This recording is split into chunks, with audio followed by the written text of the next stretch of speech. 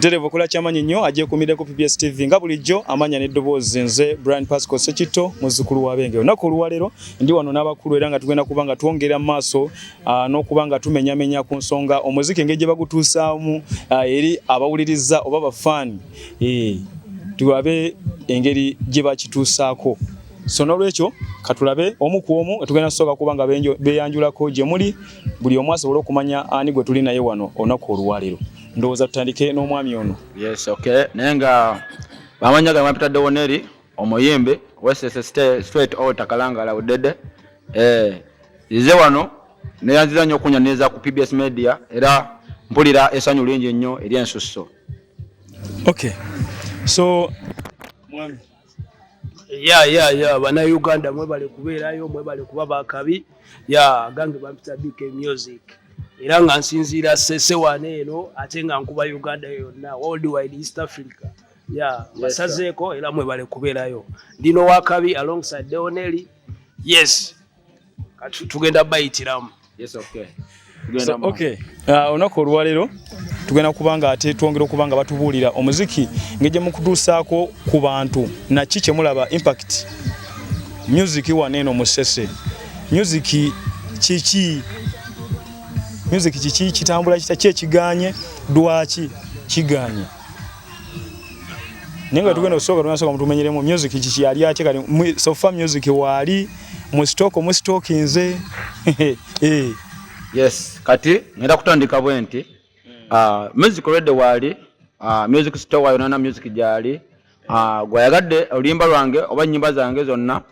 Osogenda ku Spotify, oteka mu Dewoneri, ekitegeera then ku YouTube Dewoneri. Eno najo uli streaming platforms zonna zinoteka mu Dewoneri.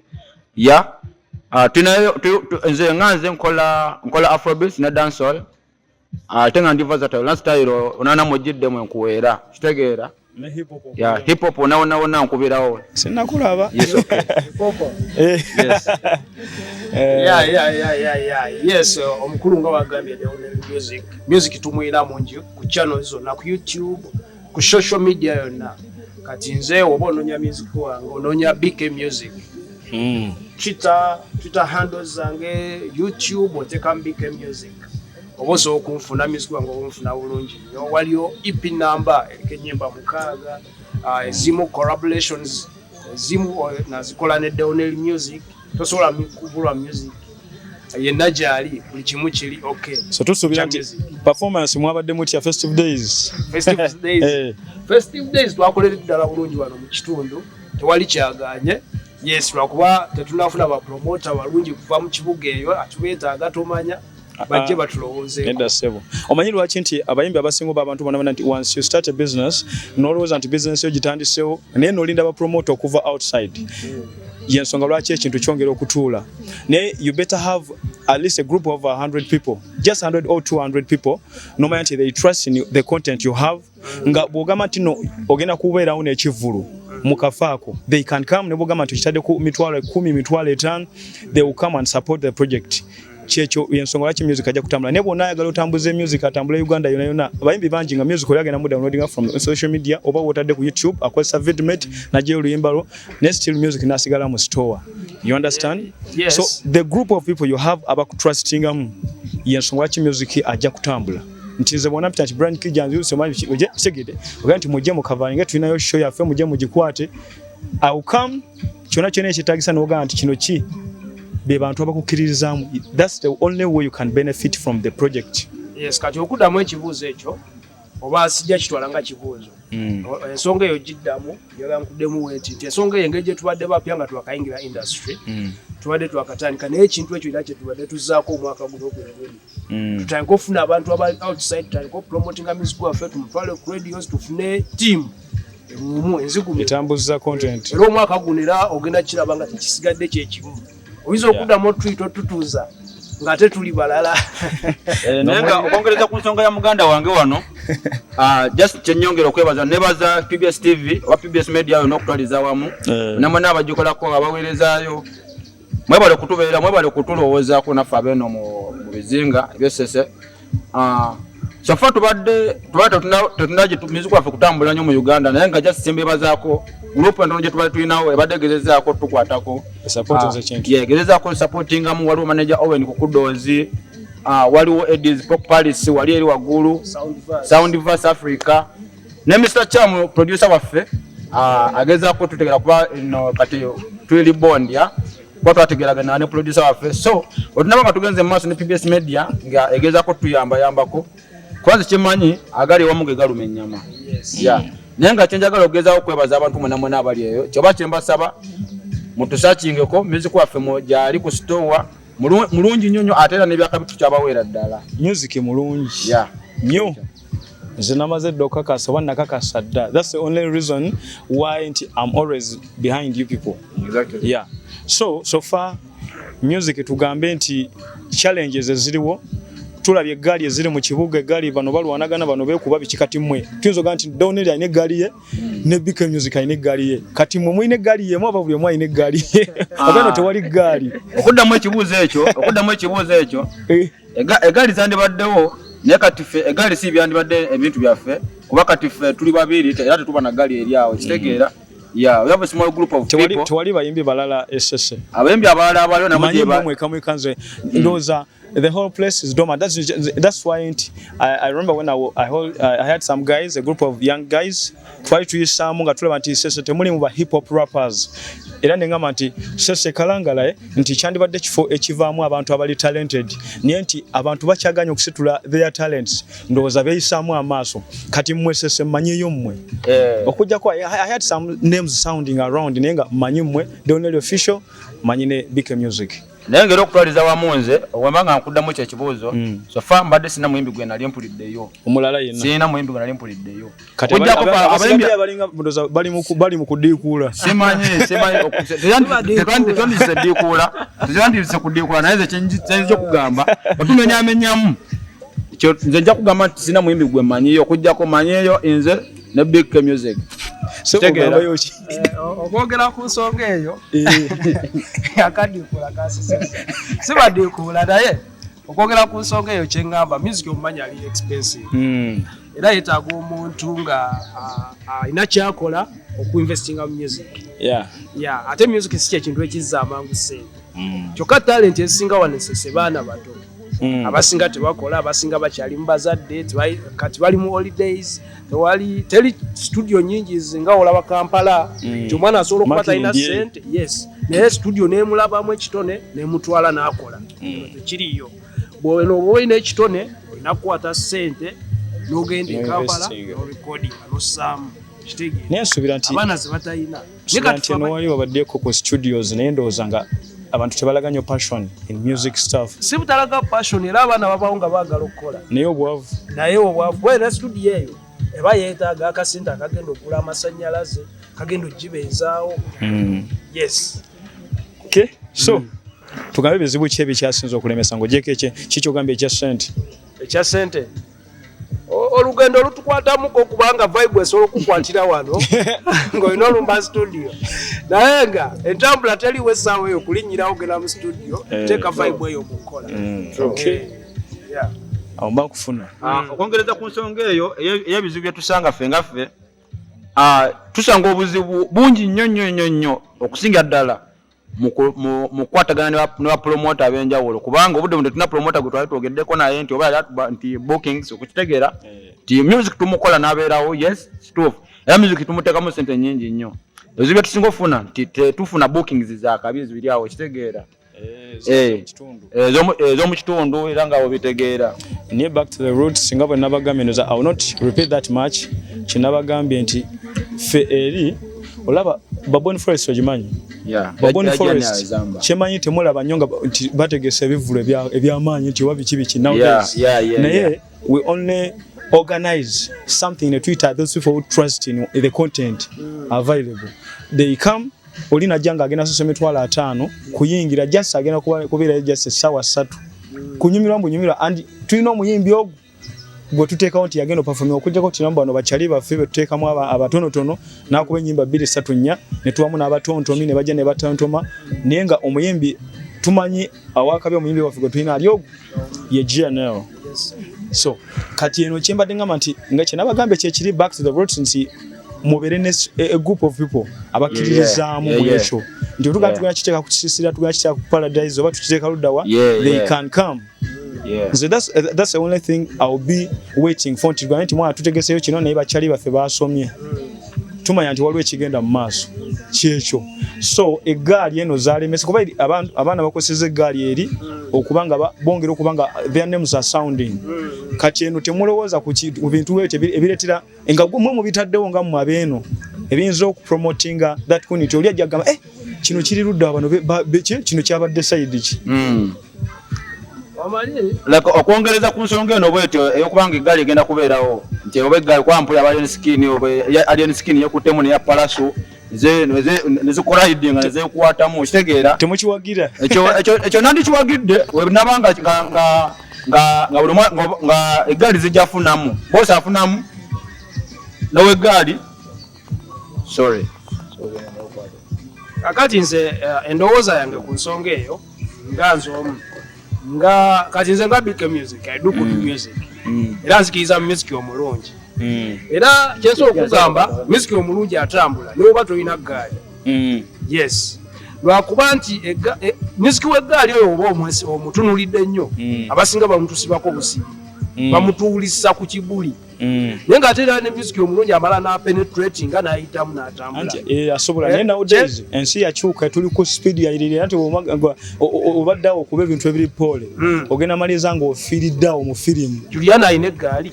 talina ggaali abo si bakati si bamirembe gyakati ogambe wulira bw'otandise tuba tutandika show ogambye nti mwakayingira music kati tunulira ki ekiriwo kati ki ekitambuza music wa Uganda oba abayimbi abaliwo kati ki ekitambuza music waabwe so tunulira ekintu ekiriwo ekitambula kuba otambuliza ensonga kati mmwe nga mwe mukitaddewo ekintu ekyo kyekiriwa.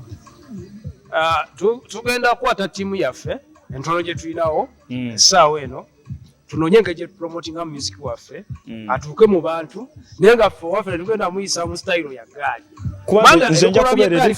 nze nja kubeera eri nga music mukoze ki mutambuze ne still waliwo ekintu ekirina okuba ku ground ng'oli bwanaga bategese kino nga akirabidde eri gyali okitegeera kimu inspiring you get me right so kyenjogerako ekyo kitulekere ekyo ekibuuzo kitulekere ogenda kirabako obulabi omwaka guno gwe tuyingidde omanyi kiba kibi nnyo okwekumira mu kafo kamu ng'ensiriŋŋanyi mu kidiba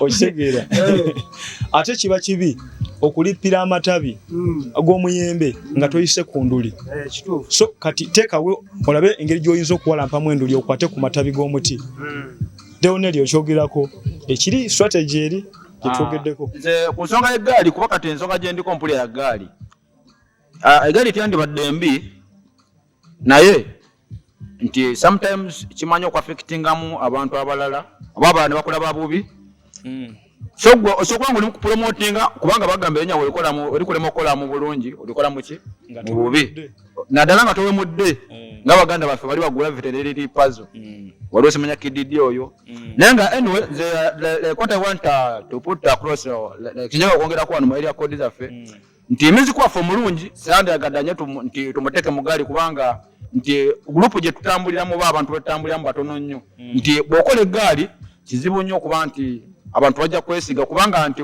eggaali bazoogerako nti countrywide bajagamba nti eggaali alien skin kati yaffe eggaali tulina abantu nga 6 tuli mu kuyingira Kivulu tugambe tukoze show kitegeera tulina abantu 6 opromota era anaba atutegese ajja kugamba bwana asajja abane eggaali tugambe nti bika ayina eggaali abantu 6 newuna ayina eggaali abantu 8 kuliko n'abajja okweyita abayimbi so gateko n'abakozi ekitegeera nti mojagenda okwekanga abantu 30 bayingidde bwereere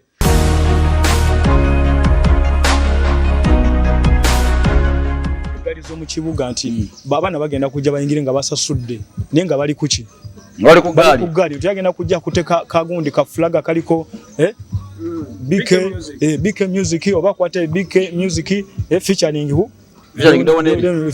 bakakutte bati kitegeeza nti eyo eggaali esasudde fine ne still baletera that thing mwandi bade mu chikwante no wabitira okubeera kuvulo babwa aba David Lutalo babwani mufunayo abana ne mbateeka ku gaali ne basasula ne bayingira ne babira wali in front kumpi ne David Lutalo wayimbira wali kumpi ne stage nga babo baka bugundi o flag ko sanga strategy mu kibugo kwanga cyenjo okugera kwekyo kuba ko gundi ku show yasembye enkuka yasembye mu mwaka nga tugumalako ogwo nga 2024 flag yabaddeyo flag another njogera ku kyabaddewo okusinzira ku gaali twogera ku gaali okusinzira ku gaali Iron Skin yabadde etolode stage yonna okitegere adde etolode stage yonna naye okusinzira ku bifaananyi binafunye ekifaananyi kye tusiiga tuli mu kusiiga kifaananyi tusiigira abaana abato banza okwanga basasudde naye okusinzira ku kifaananyi kye baasiize nti sacho naffe tunabukakafu. The fact is everyone paid, everyone had to pay eyayingidde just only think to violence yeah, exactly. Just that's what we are talking about.